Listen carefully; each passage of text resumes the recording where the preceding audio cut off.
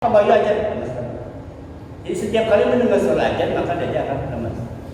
Nah, sampai kapan? Sampai sudah tidak ada lagi suara ajan, dia akan berontak, nanti akan terlepas dari bulan hujan, dajjal nanti berkeluar. Maka sekarang itu bagaimana berbagai macam upaya anak buah dajjal supaya ajan tidak kedengaran.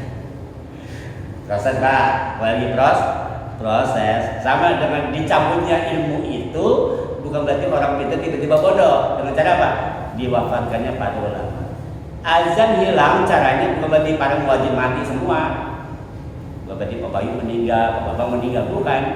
Yang bisa aja bukan. Tapi dengan cara proses itu, ya pelan-pelan. Nanti lama-lama sekarang kan gini. Sekarang kalau dulu kalau dia kecil untuk sore itu menjelang maghrib pada selawatan gitu kan sudah mulai hilang. Ya dengan berbagai macam upaya dalil lah supaya tidak ada suara ajan. Ya semoga kita masih diberi kesempatan Allah untuk berbakti pada Allah Subhanahu wa taala dan kita nggak nemuin hari kiamat. Luar biasa. Baik, ada lagi? Ya, Pak Mufti. Orang muslim yang masuk neraka akan tetap abadi hingga neraka pun ini ada saat keluar dari neraka. Orang yang beriman pada orang muslim berarti orang pernah beriman pada Allah Subhanahu wa taala, apakah masuk neraka selamanya? Gitu kan? Allah tegaskan dalam Al-Quran, "Man qala la ilaha illallah dakhala jannah." Barang siapa yang mengucapkan la ilaha illallah, dia masuk surga. Artinya, ketika di hatinya ada kalimat la ilaha illallah, itulah yang akan menyelamatkan dia. Pokoknya siapapun orangnya yang mengucapkan la ilaha illallah dan dia yakin dengan la ilaha illallahnya, maka dia pasti akan masuk surga. Walaupun mampir dulu.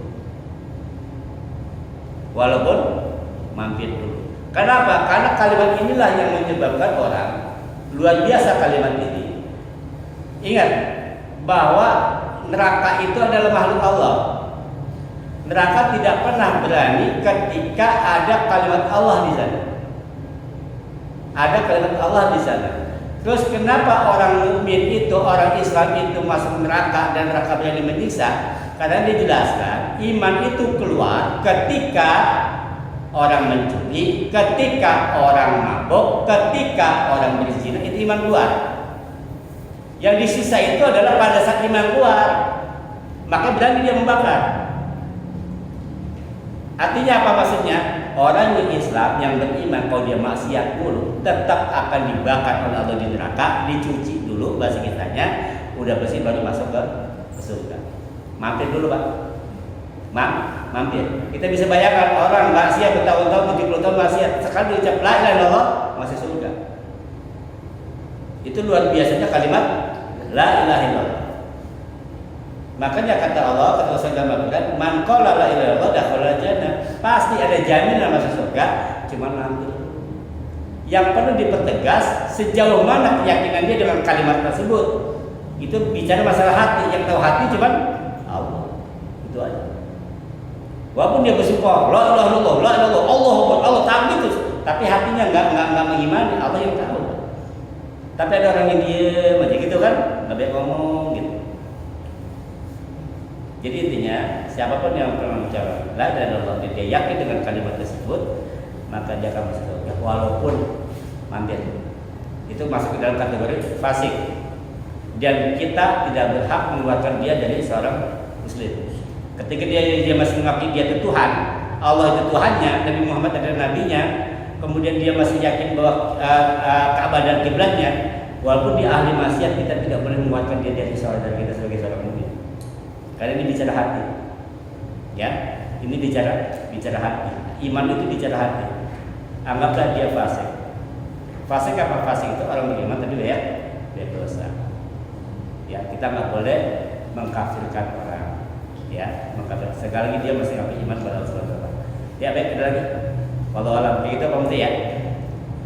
Ustaz, kalau obatnya seorang ini ditolak pada saat dari barat itu diceritakan dalam Al-Quran ada nggak?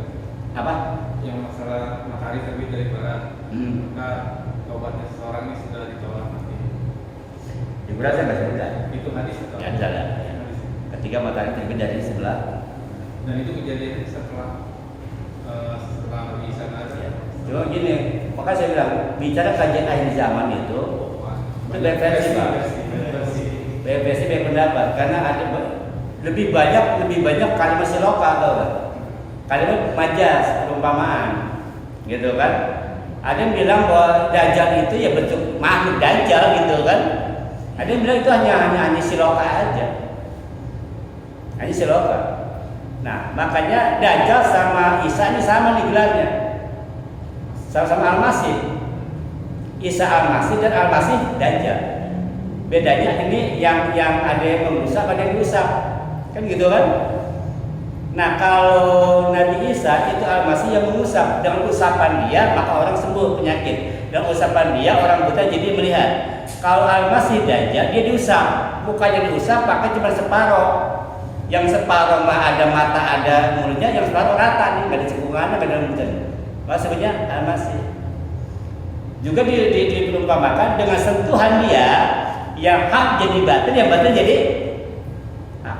Maka digambarkan bahwa dajjal itu nanti akan datang ke seluruh penjuru dunia, semua di Israel itu kecuali 2 kota, Mekah dan Madinah.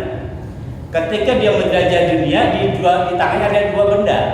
Di tangan kanannya ada api, di tangan kirinya ada air. Ketika dikasih tangan kanan, isinya api, padahal itu kebaikan, tapi ada api di situ. Dikasih air tangan kiri, pada itu adalah neraka. Cuma di apa? Kamuflase.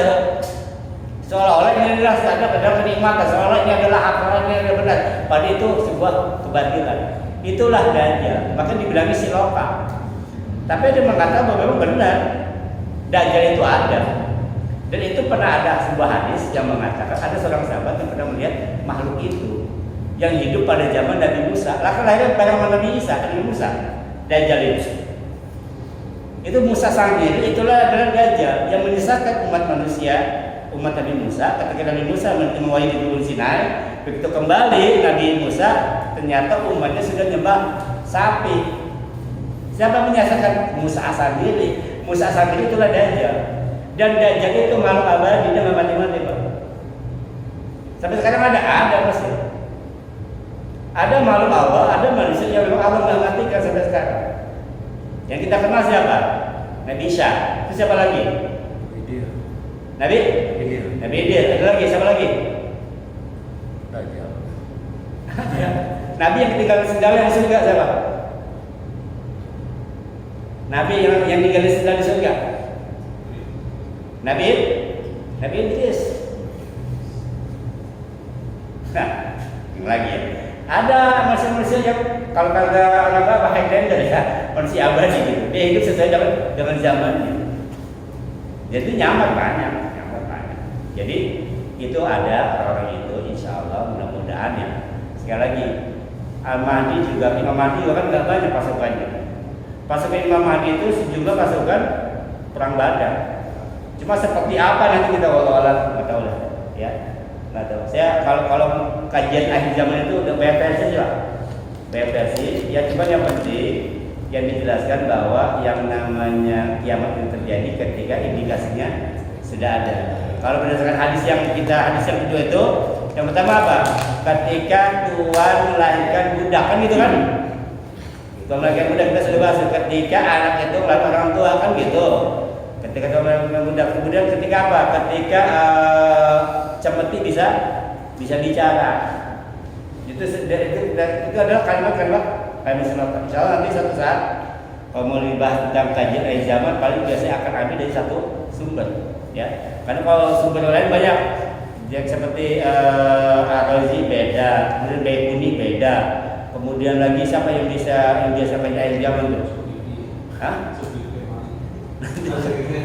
Jadi banyak gitu kan, terus nanti kalau bahasa beda lagi, Syafi'i beda lagi, gitu kan? Tergantung dari kitab apa yang dia baca, kan itu masalahnya. Nah, yang terpenting buat kita mau kiamat kapan nih, bodo amat, yang penting semoga kita nggak nemuin. Semoga nggak nemuin, dan semoga kita meninggal dalam keadaan husnul khotimah. Baik. Ada lagi terakhir? Ya, Pak Lukman. Ya, ini Pak, masalah penyimbangan amal. Nah, tadi kan misalnya lebih berat amal baik nih daripada amal buruk.